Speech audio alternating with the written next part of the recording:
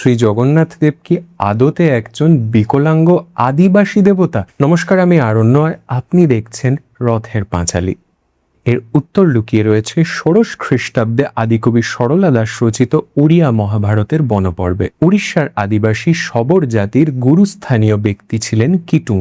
রোজকার নিয়মে কিটুং একদিন কাঠ কাটতে যান গভীর অরণ্যে। জঙ্গলে তিনি এক রহস্যময় আগুনের শিখা দেখতে পান। মুহূর্তের মধ্যে তা পরিণত হয় দাবানলে। প্রাণ বাঁচাতে দৌড়তে গিয়ে পাথরে হোঁচট খেয়ে আছাড় খেয়ে পড়েন তিনি। ফলে তার মাথায় প্রচন্ড আঘাত লাগে আর তার পা ভেঙে যায়। তাকে উদ্ধার করতে ছুটে আসেন গ্রামবাসী। এসে দেখেন যে চলন শক্তি হারানো কিটুং আগুনে পুড়ে মারা গেছেন। গ্রামবাসী কিটুংকে যে রূপে উদ্ধার করেন, ঠিক সেরকম দেখতে নিম কাঠের নিরাকার বিকলাঙ্গ মূর্তি তৈরি করে তার পুজো শুরু করেন শবর জাতি। ধীরে ধীরে কিটুং হয়ে ওঠেন শবর জাতির লোকদেবতা। পরবর্তীকালে উড়িষ্যায় বৈষ্ণব প্রভাব বিস্তার করে, যার ফলে শবর জাতির লোকদেবতা কিটুং নবকলেবরে হয়ে ওঠেন শ্রীকৃষ্ণ তথা ভগবান বিষ্ণুর নবরূপ শ্রী জগন্নাথ দেব। এমন মসৃণ ভাবে দুই দেবতার মিশ্রণ যেন তৎকালীন সমাজে ইনক্লুসিভিটি আর ইন্টেলেক্টের পরিচয় দেয়, তাই না? এরকম আরো অজানা গল্প শুনতে চাইলে ফলো করতে হবে তো,